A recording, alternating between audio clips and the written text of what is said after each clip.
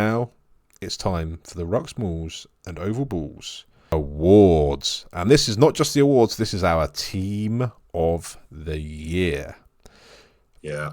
I say we start with Team of the Year and then we follow that with the awards. What do you say, Rory? I say yes to that. Let's Fantastic. So what we'll do here is we'll go position by position and we'll say the player that we have selected for that position and why, if we so wish. If we've picked the same player, great. If we haven't, we can just kind of either agree on one or just move on and just accept that we're not going to pick the exact same team. But we'll go for it and we'll see what similarities we have. So, Rory, who have you got in the one shirt at Loosehead and why? I mean, there's a few really good contenders for this. Beno Urbano has had a really good season. Nicky Smith has been outstanding for Leicester.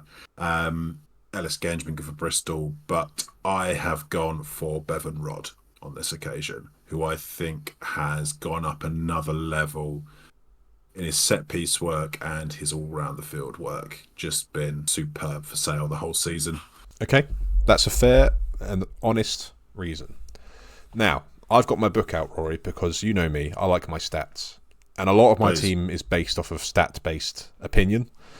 Of course. So I've gone in the one shot. I've gone Ellis Genge, and I'll tell you why. He was number one for meters carried. He was number one for defenders beaten. He was number one for try assists.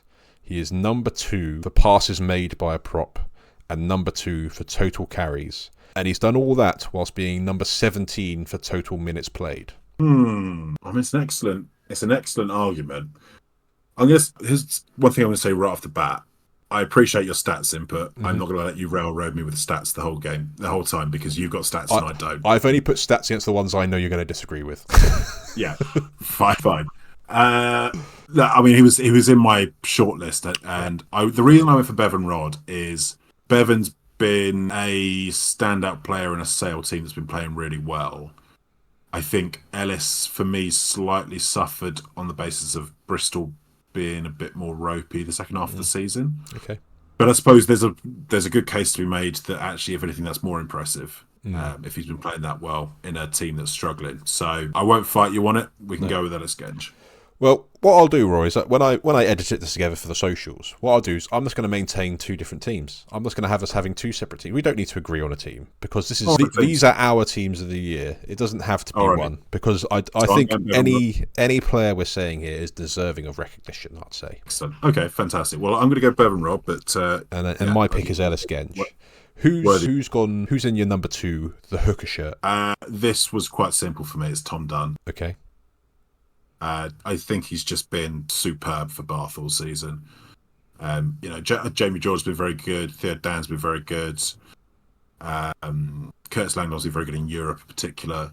But for me, Tom Dunn has just been the heartbeat of that Bath side all season up front. And he's an absolute slab. I mean, he was a slab of granite on Friday. He's been a slab of granite all season. Slab of granite and blood. His face at the end of that game.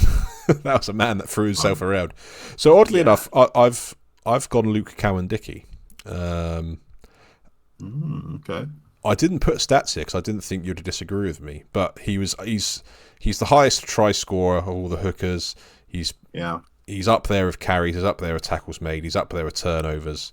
He's had a very, very good season. He's been part of that Sale front row that's been dominant all season. Tom Dunn is a good pick as well. So again, both are very good picks, Rory. Let's not argue over the picks. Both these players have had great seasons. Okay. We're just going to outline. And look, Luke Cowan-Dickie is a worthy inclusion. He's been great. Yeah, absolutely. And Tom Dunn, likewise. Now, one I think we're going to be agreed on, and this won't look good if we don't agree on, in the three shirt, our position of knowledge and experience, the tight head prop shirt. Who is your tight head prop? It's Thomas du Toit. It's Thomas du Toit for me as well. Yeah, I mean, this one, I didn't even really bother putting a shortlist together. No. There's honourable mentions we could talk about. Afa for Sogban, Will Stewart, Ashra Poker for sure, but Thomas du Toit is just phenomenal. I think the commentary team on the weekend summed it up lovely. It says, they're taking Will Stewart off, one of the world-class props, one of the best props in the world, to be replaced by Thomas Detroit, the other best prop in the world. He is something else. He's just a very, very, very, very good tight head prop. And I'm just glad we get to see him in our domestic competition, because surely his signature is going to be wanted elsewhere soon. So that was easy. We've both agreed on one. Okay, second row, Rory. I will put it out there, I've done a little bit of rogueness. Okay, fair enough. I'll give you both of mine. I've gone for Maro Itoje. I've also gone Maro Itoje. And I've gone Freddie Thomas. I would have been okay with that as well. I would be okay. I would have been okay with that. Who's been a revelation for Gloucester this season. Mobile, strong, great hands, scores tries. He's been really good for Gloucester. I did think about Ollie Chesham. He's had a bit of injury. Joe Batley, bit of injury. Yeah. Charlie Ewells, I did think about. But yeah, when it came down to it, I thought those two were the ones that came to mind as being the absolute standouts. Okay. So let me tell you what I've done. So I've got Maro Itoje, and I've looked at the stats. And I'll just say his stats are unreal compared to any other lock. 16 turnovers, that's 10 more than any other lock in the league. He's made 100 metres more carried than any other lock in the league. And because of that, I've put Ted Hill in the other lock position. Oh, you've fiddled it. I've fiddled it slightly. I have fiddled it a little bit like a Bath accountant. Because Ted Hill has played at lock. Borthwick obviously sees him as a lock. And the stats between Ted Hill and Maro Itoje were really rather similar. And they were just a level above all the other locks. So I just thought, to me, that makes most sense to kind of put those in the engine room. Well, to throw forward slightly, I have got Ted Hill in my team. So I thought you may do. And one of the reasons why I've done this is because I wanted to have Ted Hill in my team, but I'd already put another person in the 6 shirt. Fair enough. Well, look, I mean, I think you've fiddled it like a Bath accountant, but I don't hate it because I believe in getting Ted Hill into a team. And if you have to do that by putting him at lock, then I think everyone, including Steve Borthwick, should do that. I'm glad you agree. I look forward to the pelters below the line. It's fine. In your 6 shirt, Rory, and this is pretty... Well, I know your 6 shirt. Your 6 is Ted Hill, right? Yeah, and this is obviously some Gloucester bias. Jack Clements had a brilliant season for Gloucester. Yeah. I think his stats his passing stats are like phenomenal. He's got like the passing stats of like a centre. Yeah, he's a bit of a linchpin. Yeah, real glue player. Liebenberg at Leicester has been. I mean, he is just nails, isn't he? Yeah. Just absolute nails. I think you probably could have fit in. Kenningham's played a bit of 6, so you could probably have fit him in. Ding, ding, ding, ding, ding. That's what I've done. Is that who you got for Kenningham? Yeah, fair enough. His tackle, carry, and turnover numbers are insane. Yeah, he was in my shortlist for 7. Yeah, he's starting to get the reputation and the recognition he probably deserves. But he generally goes quite under the radar. He's just an insane work rate. Yeah, I mean, I don't hate. I think he's had a really, really good season in a Quinn's pack that has been struggling, if we're being honest. But I wouldn't be upset to see him in a team of the year. But for my money, it's Ted Hill, just because he's just so brilliant. And you agree. You just wanted to put him in somewhere else. Yeah. The Ted Hill in my team is doing the exact same things as the Ted Hill in your team. He's just got a different number on his back. Yeah, absolutely. Okay, 7. I've come prepared with stats on this. Okay, I think you'll need to, because I really struggle to nail this down, because there's so many good options. Now I know what you're going to say. I know what everyone's going to say. Oh, you've picked Pollock. I have picked Pollock, and let me tell you why. Yeah. Number 3 overall in the league of all back rowers, including number 8, metres per minute played. Number 5 of all back rowers in the league for defenders beaten per carry. Number 8 of all back rowers in tackle success. Number 2 for metres per carry. And number 3 overall for metres carried. Bearing all that in mind, he has played, on average, about 300 to 400 less minutes in the league than all the other names that you're going to say. I can't believe you picked Pollock. I had to put one Saint player in there. Yeah, I can't believe it. So I picked Pollock. I can't believe I came armed with an argument and you've agreed with me. Yeah. Do you know why I did it in the end? Vibes. Vibes. Pure vibes. Stats and vibes sometimes agree. In my list, okay, so I mean, Kenningham was one of them. Will Evans. I even thought about Gordon up at Newcastle. Yeah, who I think's just been great. Yeah. Either Curry could have been in there. Yeah. Fitzhardin. Yeah. Was right up there for me. Lewis Ludlow's had a great season for Gloucester. Yeah. Gonzalez. Gonzalez. I can't believe I've overlooked Gonzalez, but I have. Gonzalez, Benel. Yeah. Loads of really, really good options. And then I went, God, all the sevens in the league are brilliant. So I'm just going to pick Pollock because he's the funniest one. I'm glad we're agreed. Number 8, Tom Willis. Tom Willis. Yeah. So although I think towards the end of the season, not quite as imperious as he was at the start of the year, I still think he has been the out and out best 8 in the league. Little shout out for Callum Chick. Callum Chick was in my shortlist. Ruan Ackham was in my shortlist. Yeah. Jean-Luc Dupree. Yeah. I think he's had a really, really good year for Sale. Barbary. Barbary's been good for Bath. Barbary lost out because he was switched so often with Kutsia in the games. So that's where he slightly went. Who, oddly enough, was generally around the same ballpark as Pollock for the per minute and like the metrics that I do that are based on how many minutes you play. He's really up there. Like he is so underrated. Like really, really effective player. I mean, lots of. I mean, you could have even gone. You know, Bernal's played enough at 8 to give him a shout there. Yeah, but also for me, the eye test for me just tells me Tom Willis is the best 8 in the league. Yeah. He is top of most of the metrics in terms of carries. Actually, one I completely forgot. Ollie Cracknell as well is one to give kudos to. He's had an amazing season. Like him, Cracknell and Willis have been like chopping and changing the carries stat leader. I think it's just Willis's ability to beat the defender and just do that bit of extra stuff that kind of sets him apart. Also, Freddie Lockwood's one that's emerged towards the end of the season for Newcastle as well. Yes, been really good. One. But yeah, I Tom think Willis.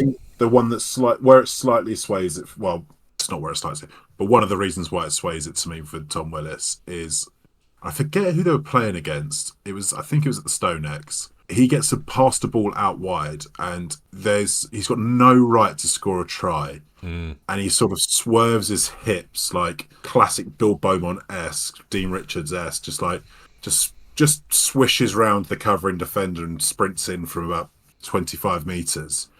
And I think none of the other number 8s who are his sort of size and depth can do that. He's the only one who can do that as well. Yeah. And that's the difference maker. That try. Yeah, I completely agree. Moving into the backs, I think we might have a lot of agreement here, if I'm honest, Rory, knowing how we've talked about the backs in the past. Number 9. So I realise I'm going to get pelters probably from Bath fans for not picking Ben Spencer. But for me, the best number 9 in the league this season has been Thomas Williams. I agree. Just an absolute difference maker. I agree. I think he's been the signing of the season. I think he has been fundamental in the turnaround in the way Gloucester play. So yeah, I'm absolutely fine with Thomas Williams. Ben Spencer, obviously, in with a shout. Harry Randall, maybe in with a shout, the way he suits the Bristol play, although probably not to the same extent. Van Portfleet's had a kind of late charge, potentially. Yeah. But to me, Thomas Williams is a standout for me. Just been good.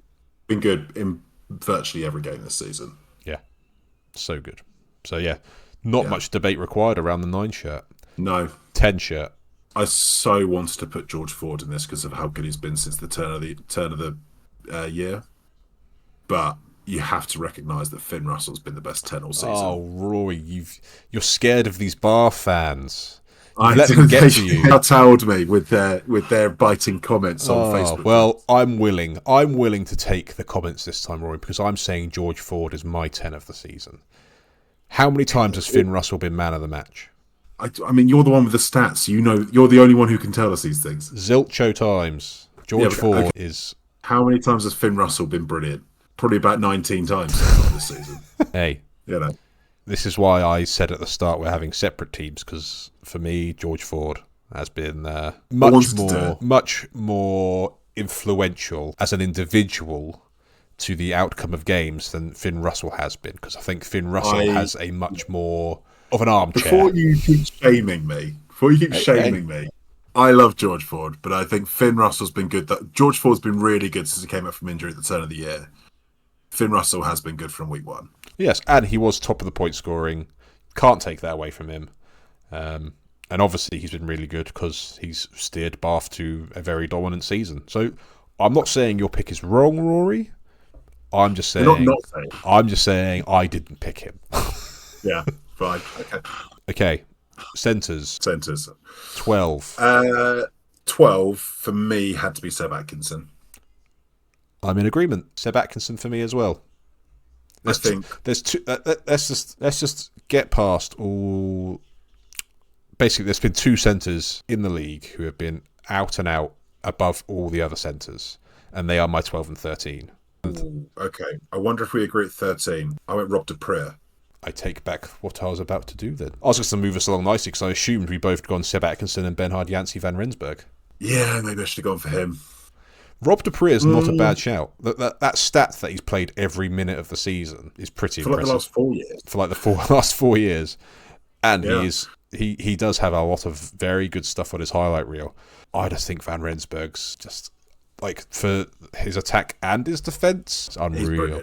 Whereas de Preer is very good at both as well. I just think Van Rensburg's probably just got that little bit. Maybe it's the mullet, I don't know. And for a guy that's so vibes-based, I'm surprised you've overlooked the mullet. If anything, it's too much vibe. I'm starting to think maybe I made a mistake. So I'm going to stick with it. I'm going to stick with Rob de Preer because I can fix it in the edit. No. I'm sticking with it because I think his consistency in the centres for sale this season has been a large part of their success. I think his partnership with Marzi White's been really good. I think he really helps them. I think he really sort of elevates that back line. Him as part of him and George Ford, like his move to 13 has been a massive elevation. And Van Rensburg, I think, has been brilliant. But the problem with my slight problem with picking Van Rensburg is some of the way that the Bristol games have just turned out is a lot of Bristol players can sort of not go missing, but they sort of disappear for large parts of the game, even someone as good as Van Rensburg, because the games are so mental. So I don't always get quite that same sense. I think that's a fairly weak argument, I suppose. But ultimately, what it is I thought Rob de Preer, and I'm sticking with it. Rob de Preer was the only other name I thought about, to be fair to you. So you've done a very good, impassioned speech to defend your position, and I congratulate you for that. Thank you. Okay, let's go on to the two wingers. We'll do both of them just in case we've picked them in opposite wings. Yeah, so I've gone for Hassel Collins, and I really think I should have. I know I should probably have picked Tommy Freeman, but I haven't. If it helps, I haven't either. I've picked Christian Wade. Interesting. That's all I'll say. He's scored some phenomenal tries. He's scored some lovely tries, yeah. On the base, the only other thing I thought was, can I just fit in Ibatoy on the other wing? But I thought, I'm going to play this absolutely dead straight. Hassel Collins and Ibatoy both play left wing. I've got to pick a singular left winger. I think Hassel Collins has been overall the better one for the whole season. Who's been the best right winger? Radwan's been very good since his move. He's scored some lovely tries, Rory. He has scored some lovely tries. Ravuvu has been good all season. Thokana Singer has been very good. Iskro, Tom Roebuck. And I thought, I don't care. It's my choice. And I wanted to put Christian Wade there. Well, now I'm regretting making this decision about maintaining both of our teams. So I agree on Ollie Hassel-Collins. He is my left winger. And I've got stats. Obviously, he's a top try scorer. He's made the most line breaks. He's the number 3 tackler of all the wingers. And he's number 7 of tackle success. So he's got both sides of his game, which is what really cemented him in that shirt for me. 14 shirt for me, again, stats based. I've gone Ravuvu. Now, number 1 for meters made. Number 2 for tries scored. Now, bear in mind, he's done that where he's played nearly 500 minutes, less than Ollie Hassel-Collins. Yeah. And for many of those minutes, he was in the centres. Yep. Which is where he lost that shirt to me, because he's not a pure winger, and that's why I'm justifying Christian Wade. Well, Based on this weekend's performance, I'm picking Revuvu.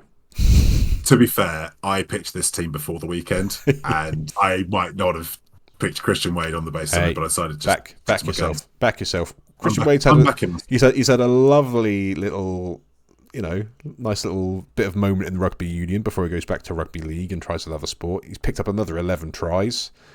I tipped him to be a top try scorer at the start of the season. I feel that's not a bad shout from me because he's not far from it. No, I mean let's be fair. Christian Wade is not a terrible shout for being up in that conversation because he's very good. No, it's not. And he's scored some pretty spectacular tries as well. I would probably concede that this is one where I might have let biases get the better of me. And to think I didn't put Tommy Freeman, who, let's face it, absolute legend. But I've avoided my biases, maybe minus Pollock. But you agreed with me on that one, so that's fine. Yeah. Fullback, 15 shirt. I have a feeling I know where you've gone with this, if I'm honest. But, yeah. Well, to be fair, I also think it's the right choice. But it's, for Joe me, he was my second choice, certainly. Okay. Santi Carreras. So he was my second choice. Yeah. It was a real toss-up between those two, to be fair, for me. But in the end, what the difference for me was, and I'm not a statistician, and I don't know the stats on this. I'm sure you'll be able to tell me. But I was just trying to think on the memory test, who's been involved in more tries and more amazing moments for me this season? And Santi has been pretty central to a lot of Gloucester's tries, and usually their best ones. So, well, if you want the stats, he scored 6, or maybe I've made a mistake, 12 try assists, which is, in the grand scheme of things, he's second only to Finn Russell for try assists. Okay, so I'm feeling very justified right now. Carpenter. What's the old saying? Damn lies and statistics. Top meter maker, Carpenter, has scored 4, assisted 6. So, on your measure and your reasoning, completely valid. And one that I would be willing to concede on. If we were being forced to make a decision on one player, I would probably be very easily conceding to Carreras here, I think. But I'm sticking with Carpenter because I really love Joe Carpenter and what he's about. I do, and I hope he gets a bit of a shot at English shirt this summer. Yeah. Well, listener, so what I'm going to do, listener, I'm going to make a YouTube video where I'm going to put this nice little clip together, and I'll put our teams next to each other, and you will listen to this conversation in isolation. So go find us on YouTube, subscribe to our channel, and I'll put a nice little feature-length video on there of this team.